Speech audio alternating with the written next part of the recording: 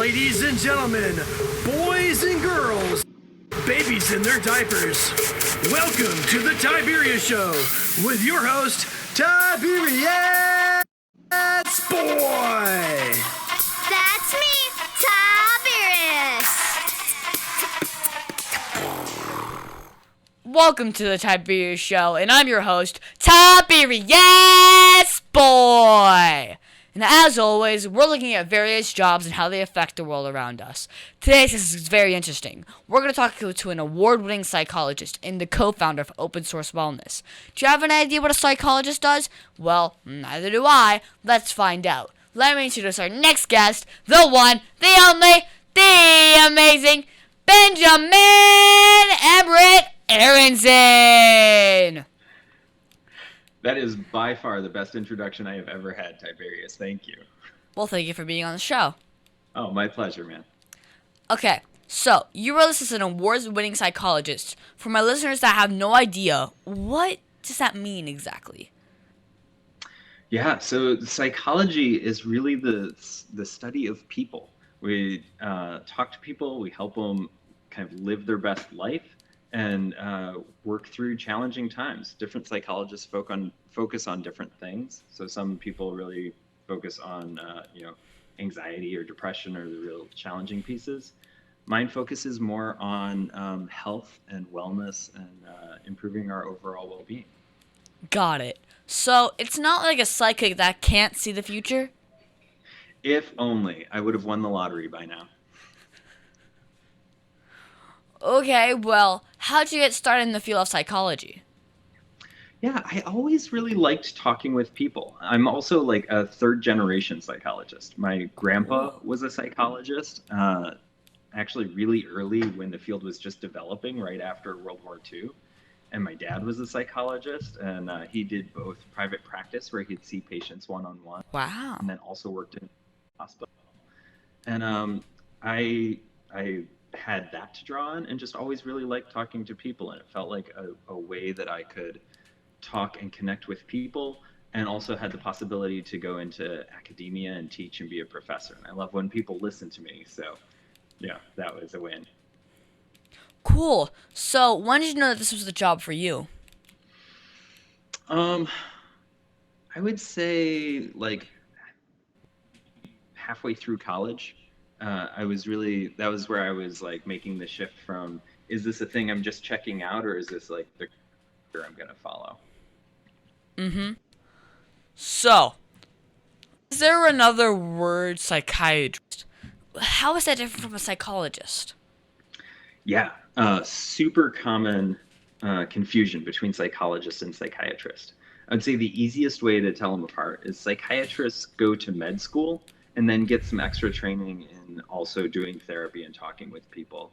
And so they will do a combination of therapy as well as medication.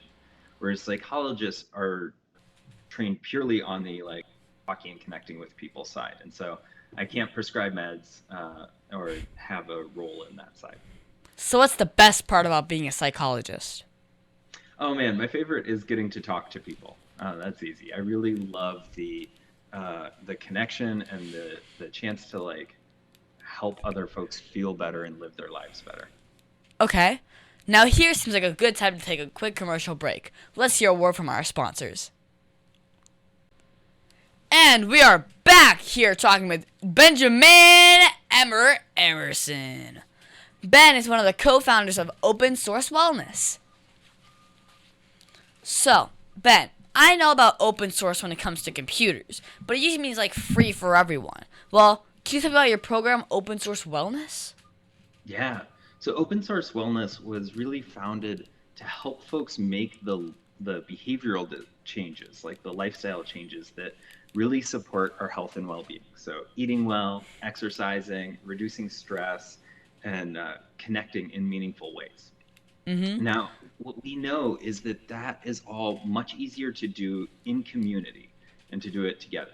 True. The idea of trying to make these changes on our own is really hard. And so the open source side of that is that it's not rocket science to make these changes, but it does take community connection and support. And it's a place where we need to come together to do it all all together with each other. You're not wrong. Community is the best way to do everything. Thanks. So, this will help people learn behaviors to be healthier, correct? Yeah, we've actually had some pretty striking outcomes. So I'm a giant data nerd. I love statistics. I love Excel. And so literally from the first day we launched our program, we were collecting data on how folks were doing and how their health was going. And we've seen folks on average have a 43% drop in their depression. They eat an extra serving of fruit and vegetables every day on average. They increase exercise by 45 minutes a week. Whoa. It's been really great, yeah. Okay. So, is this like open source available to everyone or just certain groups of people? Our goal is to really reach out to the folks who are most in need here. And so we work with low-income clinics and we work with low-income housing to make these groups available to folks who otherwise wouldn't have access to it. Okay. So, what are some of the key ways we can improve our health through behavior? It really comes down to those things that we do every day. So I think we often think we have to make these giant changes, but small marginal gains make a huge difference. For example, there was this study that came out in 2015 that said if everyone in America ate one more piece of fruit or one more vegetable per day, we would save 30,000 deaths a year. So, movement. I move all the time, but my dad, well, he's in a chair behind a computer most of the time. What can he do to move more? Yeah, this is a place where I think community is so important. I find that if I'm like trying to start more exercise on my own, I'm toast.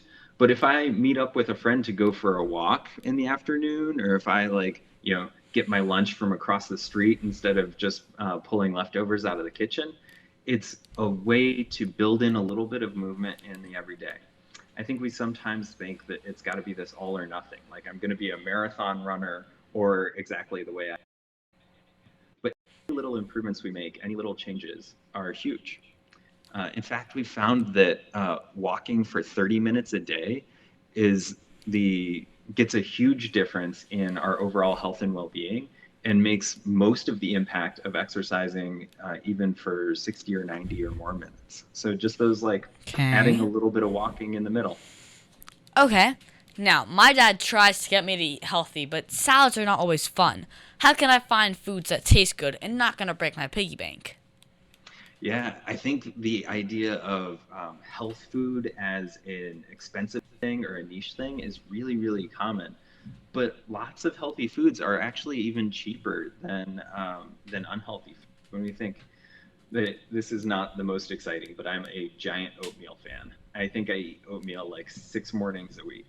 And I get it in bulk from the store down the street. And it's much cheaper buying oatmeal than it is buying some of the sugary cereals that are there or other things. Similarly, like beans, vegetables, when we buy these things fresh or buy them in bulk, they're often much cheaper than other meals, and they're super healthy. Okay. So, how do you get new patients? Do people just show up and say that they need help? When we first started, that was our idea. We're like, we'll build this amazing thing and people will just come to us. And it turns out it doesn't work quite that easily. We've connected with low-income clinics. And so now doctors, when they're telling their patients, you need to move more, you need to eat better, instead of saying, you need to do these things, good luck with that, they say, you need to do these things, and I'm going to refer you to a group that's going to help you do it in community. And so the patients are referred right from their doctor. We have our groups right in the clinic that they're used to going to, and so it makes it a much smoother transition for them. Mm-hmm. So, how do you know that this is a new way to do stuff is working? For me, that's a really great question, right? We talk with our patients and we hear stories from them like, oh, this is really great. This has really changed things for me. My health is so much better. I can play with my kids in a way that I couldn't, that kind of thing. But I'm a real data nerd. And so it's like, I want to know the numbers. I want to see that this is working across people. And so we look at medical records and we see that for folks who have high blood pressure, they were able to reduce their blood pressure by, on average, 19 points through the course of open source wellness. And then this is when they look at trials of blood pressure medications, they often reduce it about 10 points. This is like almost twice the impact by doing the movement, by eating well, by connecting meaningfully with other people. Mm-hmm. Now, if you're serving low-income areas, how do you make money? So that's always a challenge, right? We have a number of different ways that we pay for this work. One way is through the county, because the county government here also is really interested in helping these folks live better lives. And so the county pays for some of the work. We also have ways that we can partner with the clinics. And by helping the clinics to see more patients, they're able to bill for more services, and they increase the revenue that they make, and they contract with us directly. Okay. And then there's also folks out there who say, this is really important work. This is the kind of thing I want to see more of in the world, and they donate to help support this work. Okay. So how can someone that wants help get involved? There's a number of ways to get involved. I'd say the easiest, lowest bar is like go to our website, sign up for the newsletter. You'll start hearing more about what we're doing here and the work that is going on and kind of the ways that it's changing the world. And then we also have our charity walk coming up in September 30th. So if folks want to come out and actually meet some of the participants and walk with us, if you happen to be out on the West Coast. We also do a virtual walk for that, so folks can walk wherever they are.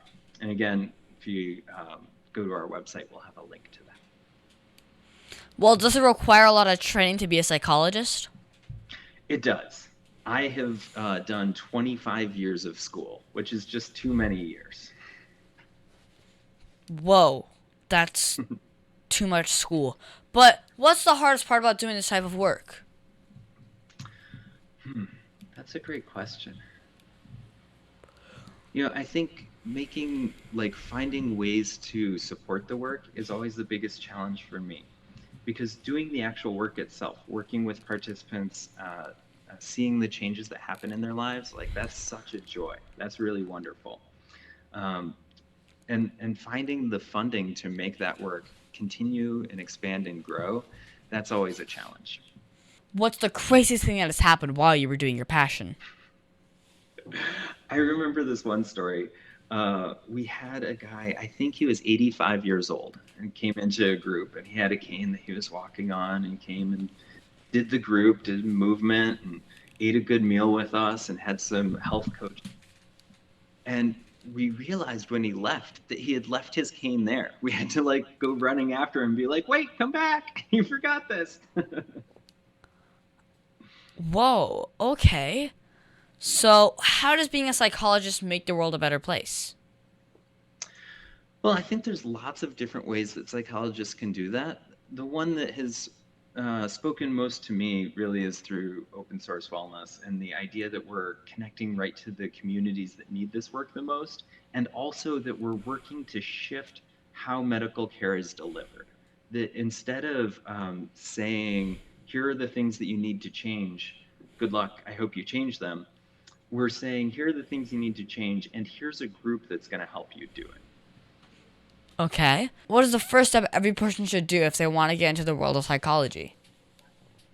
I think that getting into psychology, the first place is, and it's going to depend on where you're at in your life, right? So for you, Tiberius, the first step's going to look a little different. If someone's already in college, it's going to be taking psychology classes. But I think the most important thing that we can do is to do exactly what you're doing today, is to talk with folks and really listen to them. I think it's a gift that we often don't get in our lives, to have someone deeply listen to what we're saying and connect with that. Mm-hmm. So, what is the story of that one patient that you will never forget? I remember it was a veteran that I saw during my training when I was in Boston. And he was a man who had been through a lot of trauma, and because he had been so hurt, he tried to keep people at a distance from him. And in fact, it was really confronting for him, the idea that someone might care about him. And so I remember him saying in session one day, like, I don't let anyone close enough. Don't let anyone get close enough so that they care about me. And being able to just share back with him that I cared about him, that we had developed that together. Okay. Now, who can you say was the person that helped drive your passion the most? I think my co-founder.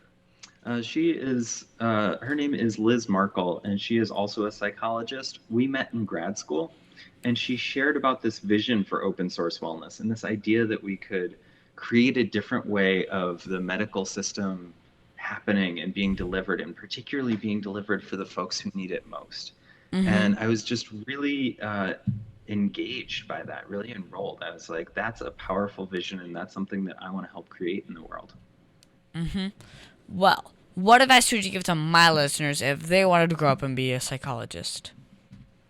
I would say it's great. One of the things I love about psychology is there's so many different directions you can do. So, for example, you can see patients and do therapy, and that's wonderful and is making lives better.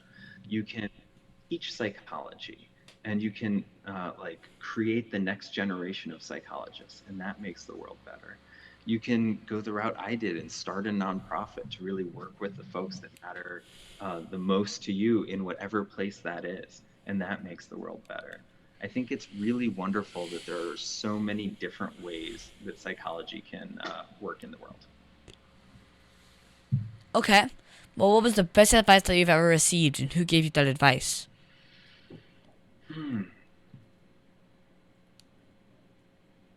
You know, it sounds trite, but I think the best advice was to treat myself like I would treat a friend. I have a habit of being really hard on myself and being really self-critical. And I would never do that with a friend. Like, if my friend were going through a hard time, I would never say, like, oh, well, you should have just worked harder or studied more or something like that. I would be really compassionate with them. And so that it's like really, saying, do unto others as others would do to you. Yeah, a very similar piece, a similar idea to that. But then, like, turning it back to yourself and saying, you know, just like you want to treat other people the way you would want to be treated, treat yourself as well as you treat those other people. Okay. What was the very first job that you've ever had? Yeah, so I worked doing contractor work. There was a guy at my mom's church who had a company doing handyman work around the area, and I helped him out summers in high school and then ongoing in college. Okay. So, was there anything you learned from that job that helped you to be a better psychologist? You know, I think it really helped me to connect with folks who are different than me. So me and my boss there had some really different views on the world, but he was also a really kind, caring person. And so the ability to connect with him and learn about his story, and I think that is crucial in being a psychologist. Okay. So, what message do you want to tell children all over the world about doing the work that you do? You know, I would say if you have a vision of something, if you have a dream for making it happen, like, I really encourage you to do it. There are so many ways that we can improve the world and that we can reach out and change it and make a difference. And, you know, we've only got one shot at this life. So if you've got something you really want to do, You only get one life. yeah. So savor it. Yeah, absolutely. Well, on that note, let's take a quick break to pay some bills. The Tiberius Show would like to thank one of their dedicated sponsors, Custom Designs Orlando. These guys are on Mills Avenue and do all sorts of stuff, ranging from photo ID badges, engraved signs, custom braille ADA signs, vinyl lettering to trophies and awards. The cool part about custom designs is they can ship products all over the United States. You can reach them at 407-898-0373 and tell them that Tiberius sent you. And we are back with award-winning psychologist Ben Emmert Aronson. Ben, my dad said that you won a whole lot of awards for the work that you do. What is that one award that you're most proud of, and why? I think the one I'm most proud of is the Prime Health Award from Colorado. And it's a place where so many of the other organizations that were competing were tech solutions. You know, they were an app to change health in this way or an app to change health in that way. And so the fact that we, as a non-tech focused solution, that were focused really on community and connection and well-being. And so for folks to see that and say, like, that's what we need more of in this world, that was really meaningful to me. Okay. So it says here that you speak all over the United States about the impact of daily behaviors in creating health. So, which is the one state that you enjoyed visiting the most? And why? That might be Colorado also. Wow. We just gave a talk there maybe a month or two ago, and Colorado is such a beautiful state. And then it's also like they have a real focus on health. It's actually like Vermont in that way. We worked with the University of Vermont to train up some of their staff and train up some health coaching professors out there, actually. And it's similar in that it's a really beautiful place that has a real focus on being outdoors and being healthy. And it's just kind of a great lifestyle balance. Nice. So, if you could go back 10 years and tell yourself something, what would it be?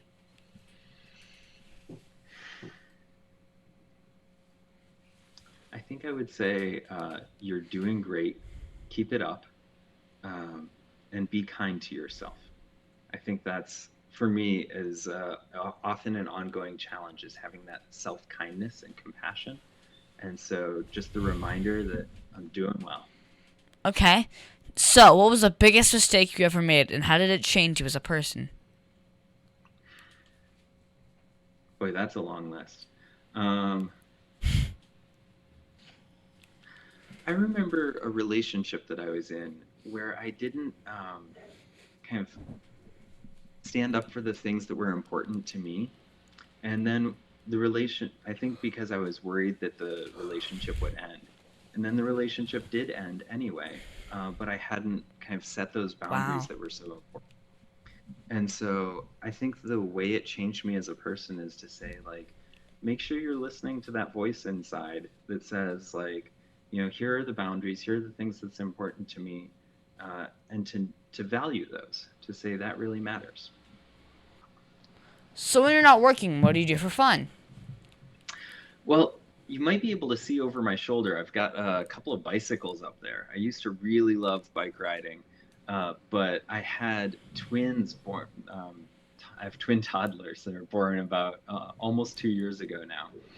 And so since I've had them, I haven't had nearly the time for biking and have taken up running. And so I'll put them in the stroller and go out for a run with them. Okay. So, do you play video games? And if you do, what's your favorite one? I don't play video games. Not even on your phone?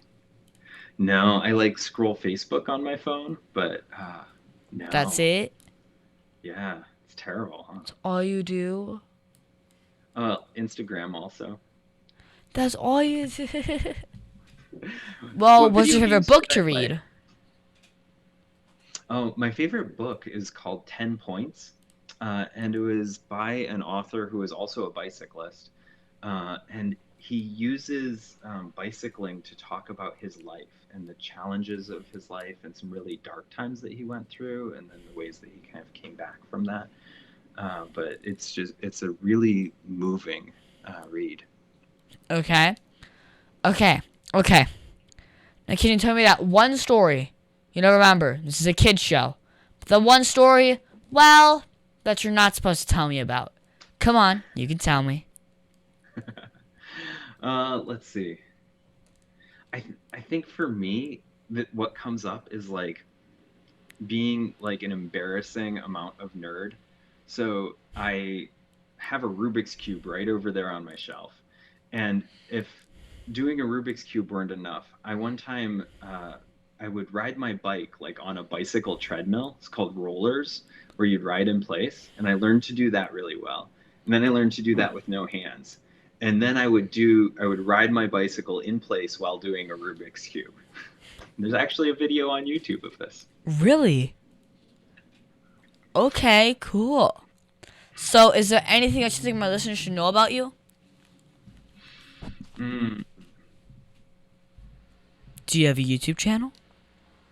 I don't have a YouTube channel. Okay. My wife likes to say that I should start a YouTube channel because I really like explaining things to her, and she's tired of me explaining things to her, and so she wants me to explain them to other people. Okay, that's actually kind of funny. Well, do you have a Facebook or website for my listeners who want to follow you? Yeah, I would say check out Open Source Wellness. Our website is just opensourcewellness.org. On Facebook, you can find us at Open Source Wellness on Facebook or Instagram. I think we've even got a little bit on Twitter and LinkedIn as well. Well, what is that one question that you think I forgot to ask you? I don't know, Tiberius. You did a really stellar job. You had lots of great questions here. Thank you. Now, thank you, Ben, for being my special guest. Can you stick around for Math Corners? I love math. That's actually the whole reason I'm here, is because I heard about Math Corners. Okay.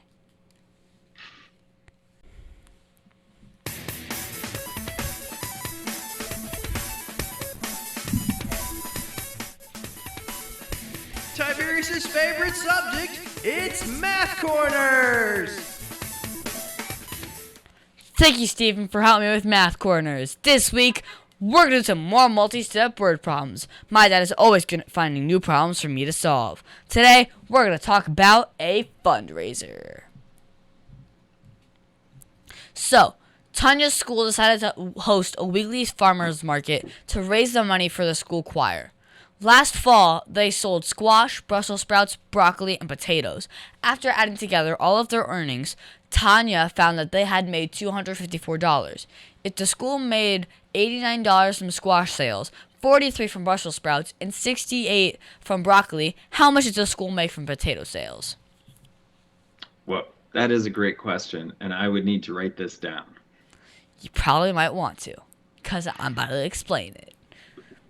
So, well, first, it's a rural problem because we do know that schools are always trying to raise money for the arts programs, but not many have farmers markets.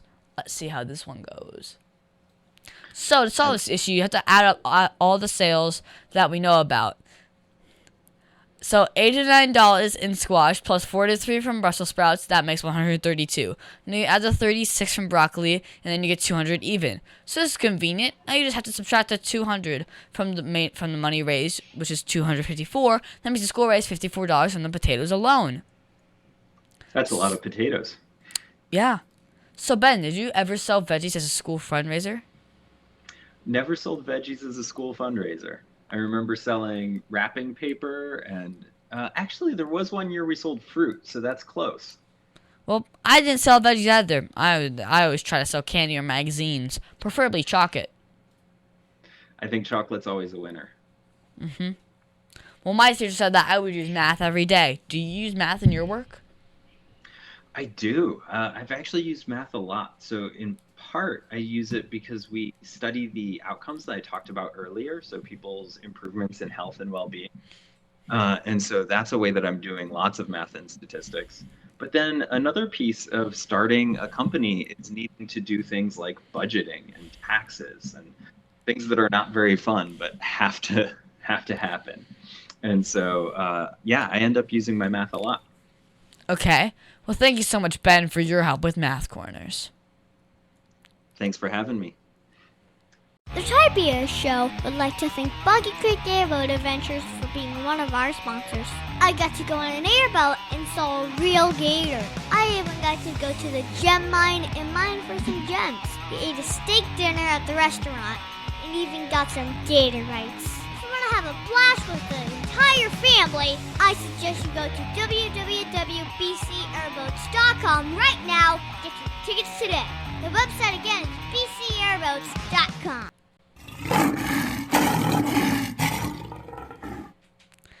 And now it's time for the Heart of a Lion.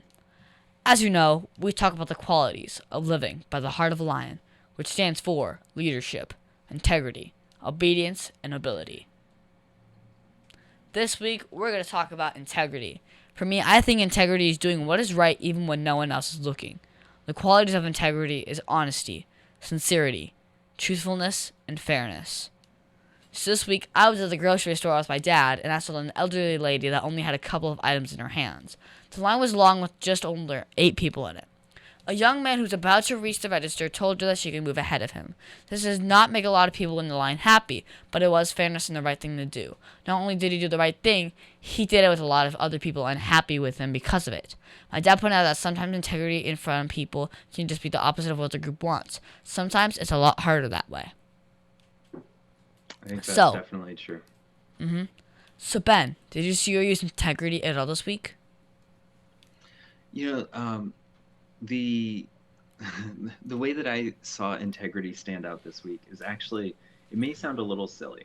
You know those emails that are like spammy and try to get you to give away information so that they can hack in? Yeah. I got one of those, and I started to go through it because it caught me. I'm usually pretty good at those, but at not falling for those. But this was a system that we use, and they're like, oh, you need to renew your registration. And I'm like, oh, I better get in there and renew the registration. And about halfway through, I realized that it was a scam and not the actual company. Really? And the easy thing to do there would be to, say, glad I realized it, and, delete the email and move on with the day. But instead, I sent out an email to my entire staff saying, hey, this is what just happened. I think of myself as really good at avoiding these, and even I was caught in this. Just a reminder of how easy it can be. Keep an eye out for this. Always ask if you have any questions. And so I was able to use my mistake as a learning opportunity for the rest of the staff. Wow. So, of all of the Heart of a Lion virtues, which is the one that you see the most?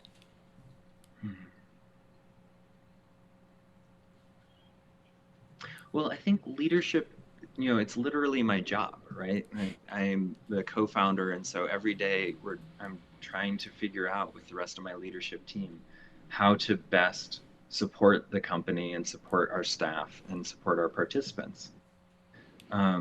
At the same time, I don't think you can lead without integrity. So I think while they're all really intertwined, those are the two that stand out most for me. Okay.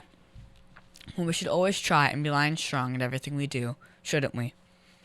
Absolutely.